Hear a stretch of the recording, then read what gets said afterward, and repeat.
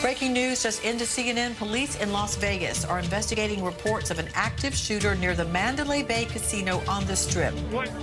It is a night we will never forget. The mass shooting at the Route 91 Music Festival, where 58 lives were immediately taken and more than 500 people injured. And this year we mark 5 years since the senseless shooting, a milestone year that, for reasons that are hard to explain, is hitting one segment of our community extremely hard.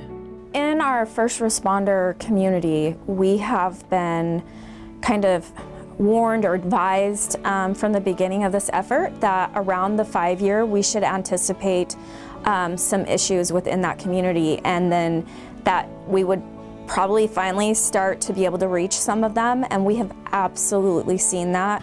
Tennille Pereira has been heading up the Vegas Strong Resiliency Center since the days immediately following the mass shooting.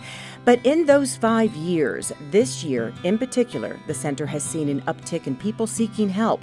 Many are first responders. I've seen the most requests for services from our first responders just in the past few months than we've seen, in total over the past 5 years. So we know that the 5-year mark for them is really important. So we're watching, for things, providing extra services, additional outreach, however we can reach them, because that population really has been hard to reach. So why are those who stand ready to help others so resistant to seeking help themselves? Well, there are a couple of reasons, according to Tennille, but one resounding reason is how they believe others will perceive them.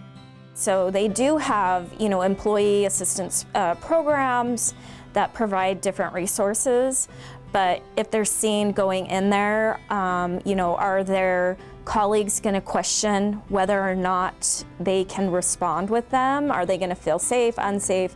Is their supervisor going to question them now? That's where the Resiliency Center comes in. It is totally anonymous and meant to be a place of trust and comfort. So having the Vegas Strong Resiliency Center as a resource for them, not connected to their workplace, away from their office, nobody's going to see them coming in or out. We're hopeful that that's going to break down barriers as well. To anyone out there struggling with the decision of whether or not to ask for help, Tennille says the center has been here since day one. And instead of slowly shutting down as the days, months, and years have passed, it's ramping up.